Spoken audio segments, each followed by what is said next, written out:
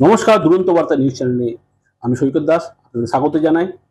আজকে দুপুর 12টা 07 একটি অত্যন্ত মর্মান্তিক দুর্ঘটনা ঘটে গেছে, আর এই নিয়ে তোলপাড় রাজ্য রাজনীতিতে।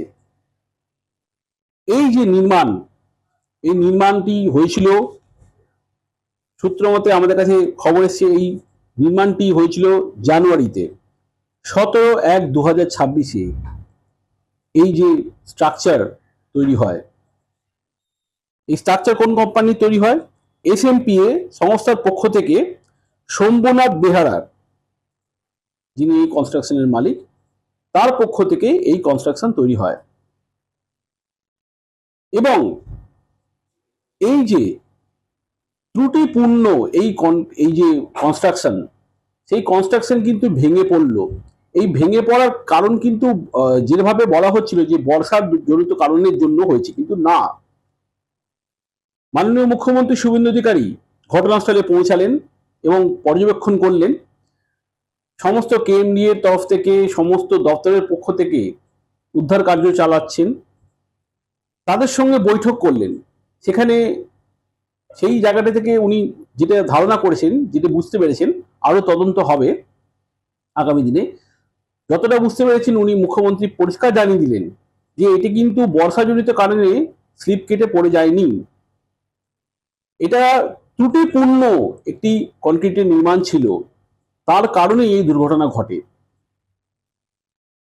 সাথে সাথে উনি কিন্তু ধন্যবাদ জানান ইন্ডিয়ান আর্মিকে, কারণ এই যে উদ্ধার কার্য চালানোর জন্য ইন্ডিয়ান আর্মিকে কিন্তু নিয়োগ করা হয়েছে। সাথে সাথে কিন্তু কলকাতা পুলিশও রয়েছেন এবং NDRF এর টিমও সঙ্গে কিন্তু যৌথভাবে এই উদ্ধার কার্য চালাচ্ছে। 20টি অ্যাম্বুলেন্স সব সময় এই উদ্ধার কার্যের সাথে যুক্ত আছেন। সাথে সাথে ফায়ার ব্রিগেডের টিমও কিন্তু সাথে রয়েছেন। মুখ্যমন্ত্রী এই উদ্ধার কার্যের সঙ্গে যারা যুক্ত রয়েছেন, সারাক্ষণ যারা কাজে রয়েছেন, তাদেরকে কিন্তু ধন্যবাদ জ্ঞাপন করেছেন। তাদের জন্য কিন্তু এই উদ্ধার কার্যটা দ্রুততর সম্ভব হয়েছে। এবং এই যে ত্রুটিপূর্ণ নির্মাণের তলায় চাপা পড়ে যাওয়া মানুষদেরকে কিন্তু উদ্ধার করে SSKM এ কিন্তু পাঠানো হয়েছে, তাদের কিন্তু চিকিৎসা চলছে। এবং অত্যন্ত দুঃখজনক এবং দুর্ভাগ্যজনক ঘটনা যে 7 থেকে 8 জন এই তলায় চাপা পড়ে মারা গেছেন। কিন্তু যাদেরকে বাঁচানো সম্ভব হয়েছে, তাদেরকে সাথে সাথে SSKM হসপিটালে স্থানান্তরিত করা হয়েছে এবং তাদের চিকিৎসা করা হচ্ছে। মাননীয় মুখ্যমন্ত্রী সঙ্গে সঙ্গে দ্রুততর তত্ত্বাবধান করেছেন এবং নবান্নে কন্ট্রোল রুমও কিন্তু চালু করে দিয়েছেন। যদি কোনো প্রয়োজন হয়, এই যে শ্রমিক যারা ছিলেন, তাদের বাড়ির লোক বা যোগাযোগ করার জন্য এই কন্ট্রোল রুম খোলা হয়েছে। এই যে ঘটনা, এই ঘটনা একেবারে বলতে গেলে রাজ্য রাজনীতিতে একরকম সাড়া ফেলে দিয়েছে। কারণ এই নির্মাণ শুরু হয়েছিল জানুয়ারি মাসে। সেই সময় পূর্বতন সরকার ছিলেন, তাদের সময় এই নির্মাণ গড়ে ওঠার পিছনে মাননীয় মুখ্যমন্ত্রী শুভেন্দু অধিকারী তদন্ত চেয়েছেন, তদন্তভার দিয়েছেন। KMD তরফ থেকে সমস্ত দপ্তরকে এই যে নির্মাণ হয়েছিল, এই নির্মাণকে কেন্দ্র করে যা যা তথ্য উনি কিন্তু চেয়েছেন খোলসা হবে। আগামীকাল মুখ্যমন্ত্রী, যেহেতু বিধানসভা চলছে, উনি কিন্তু হাজির থাকবেন এবং হাজির থেকে 11টার পর উনি কিন্তু এই যে যারা মারা গেছেন বা এই দুর্ঘটনার সঙ্গে যুক্ত সমস্ত তথ্য বা কি হবে আগামী দিনে কিন্তু উনি জানাবেন। আগামীকালই উনি কিন্তু আসবেন বিধানসভাতে, উনি কিন্তু বাকিটা বলে দেবেন। সেদিকে আমরা নজরদারি রাখবো। এই ঘটনাস্থলে অগ্নিমিত্রা পল, ইন্দ্রনীল খান প্রত্যেকে কিন্তু উপস্থিত ছিলেন। সাথে সাথে এলাকাবাসী কিন্তু সাথে সাথে যৌথভাবে এই উদ্ধার কার্য চালিয়েছেন। আমরা জানতে চাই, বিগত দিনে প্রশাসন এই যে পুকুর বুঝিয়ে, বিভিন্ন এলাকা বুঝিয়ে যে সমস্ত নির্মাণ কার্য যে হয়েছে, সেগুলো কিভাবে হয়েছে, তার জেরেই তো এই যে কতগুলো সাধারণ মানুষ মারা গেল। মুখ্যমন্ত্রীও কিন্তু সেই ব্যাপারে কিন্তু হস্তক্ষেপ করেছেন এবং তিনি জানিয়ে দিয়েছেন পরিষ্কার, যে সমস্ত নির্মাণ পূর্বতন সরকারের আমলে হয়েছে, সেই সমস্ত নির্মাণ কার্য আগামী 30 তারিখ অবধি, অর্থাৎ জুলাই 30 তারিখ অবধি কিন্তু বন্ধ থাকবে। তদন্ত চলবে, নিরীক্ষণ চলবে, সমস্ত দেখবে, দেখা হবে ত্রুটি মুক্ত কিনা। যদি দেখা যায় ত্রুটিপূর্ণ, সেই নির্মাণ কার্য বন্ধ করে দেওয়া হবে। আগস্টের 1 তারিখ থেকে সমস্ত খতিয়ে দেখার পর যদি পাওয়া যায় সঠিক, তবে কিন্তু আগস্টের 1 তারিখ থেকে সেই সমস্ত নির্মাণ কার্য শুরু হবে। তার আগে কিন্তু হবে না। একেবারে পরিষ্কার কিন্তু জানিয়ে দিলেন সাংবাদিক বৈঠকে নবান্নে এসে। আমরা দেখে নেব সমস্ত তথ্য এবং সংবাদ প্রতিবেদনে আমাদের যা যা নিউজ আপডেট হয়েছে, সেই সমস্ত নিউজ আমরা আমাদের প্রতিবেদনে দেখে নেব। দুঃখজনক ঘটনা ঘটেছে এবং এই ঘটনায় রেস্কিউর কাজ এখনো কন্টিনিউ হচ্ছে এবং এখনো বেশ কিছু মানুষ, আমরা আশাবাদী, জীবিত অবস্থাতেই তারা চাপা পড়ে আছেন, তাদের বের করানোর জন্য প্রয়াস চলছে। ওখানে স্পটে মাননীয় মন্ত্রী অগ্নিমিত্রা পাল, স্বাস্থ্যমন্ত্রী ডক্টর শারদ মুখার্জি, মাননীয় ফায়ার ব্রিগেডের প্রতিমন্ত্রী কৌশিক চৌধুরী এবং ওখানকার এমএলএ তথা রাজ্যমন্ত্রী ইন্দ্রনীল খান সহ দক্ষিণ 24 পরগনার ডিএম, কেএমসি কমিশনার তথা প্রশাসক, কলকাতা পুলিশের নগরপাল, এনডিআরএফের কলকাতা জোনের যিনি দায়িত্বে আছেন তিনি, এবং আমাদের সিভিল ডিফেন্সের এডিজি সঞ্জয় সিং আর আমাদের আর্মির লোকজন, ফায়ার ব্রিগেডের আধিকারিকরা, তারা একযোগে ওখানে কাজ করছেন।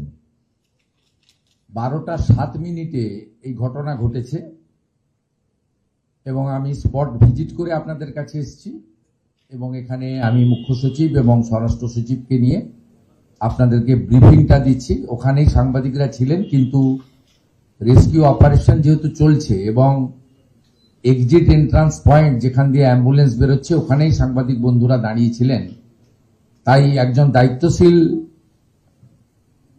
প্রতিনিধি মনে করে নিজেকে আমি ওই গেট ব্লক করে সাংবাদিক সম্মেলন করিনি।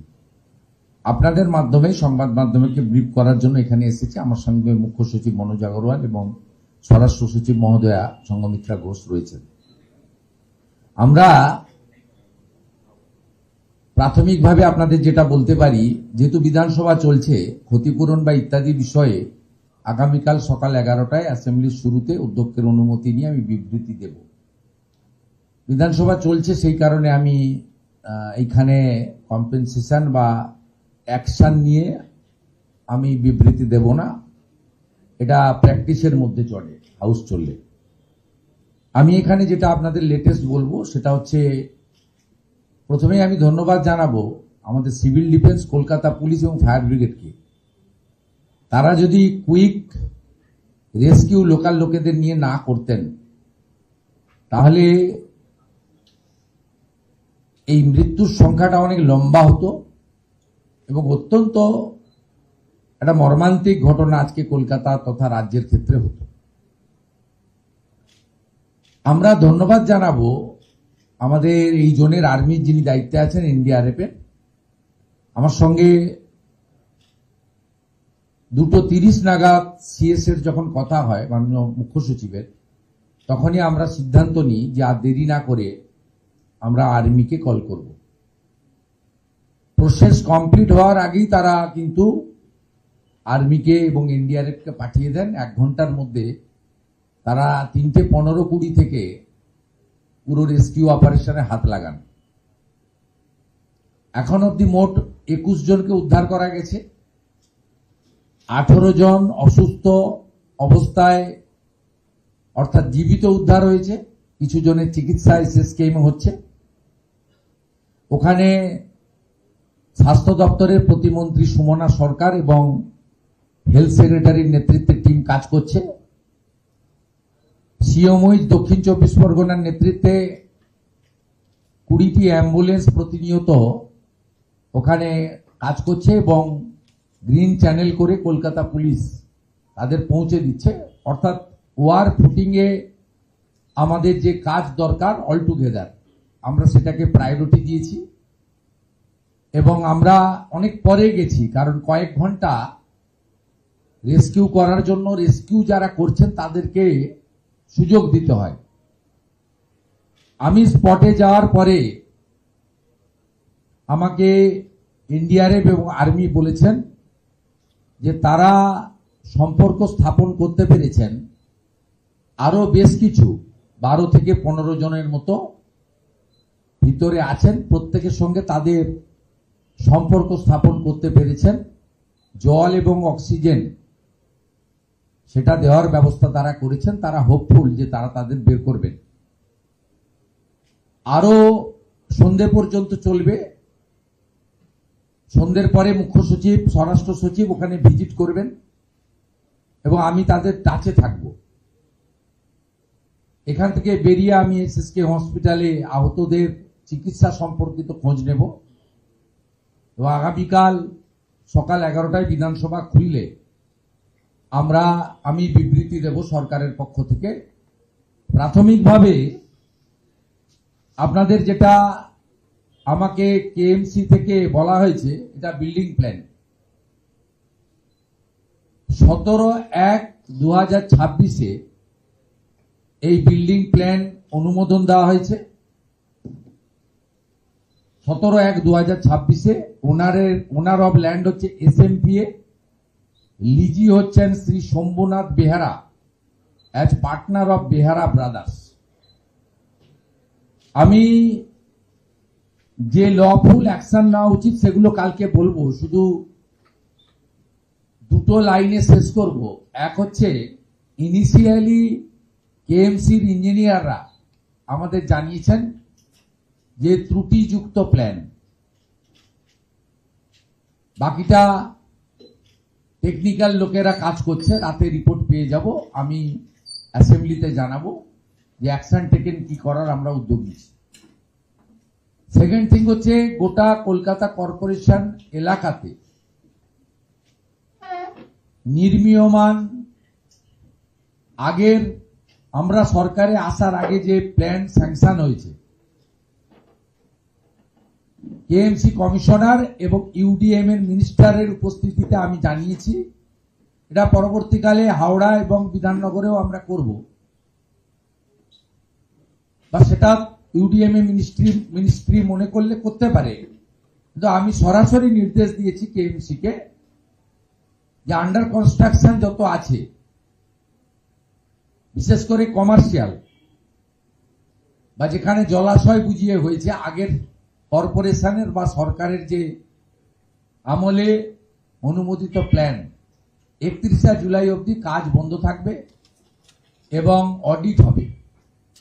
অডিটে PWD, civil defence, fire, Kolkata police এবং কেএমসি থেকে টিম বানিয়ে দেওয়া হবে। চিফ সেক্রেটারি গাইডেন্স দেবেন, তার ডাইরেকশনে টিম তৈরি হবে। সেই team site plan, building plan এবং স্পট তিনটে ভিজিট করে একটা রিপোর্ট বানাবেন।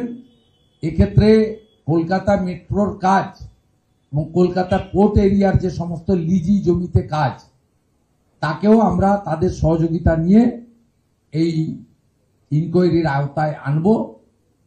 এনে আমরা তাদেরকে, যাদের সব ঠিকঠাক আছে, তারা আগস্টের 1 তারিখ থেকে পুনরায় কাজ করতে পারবেন। এক্ষেত্রে জরুরি পরিষেবা সংক্রান্ত কাজ বাদ থাকবে।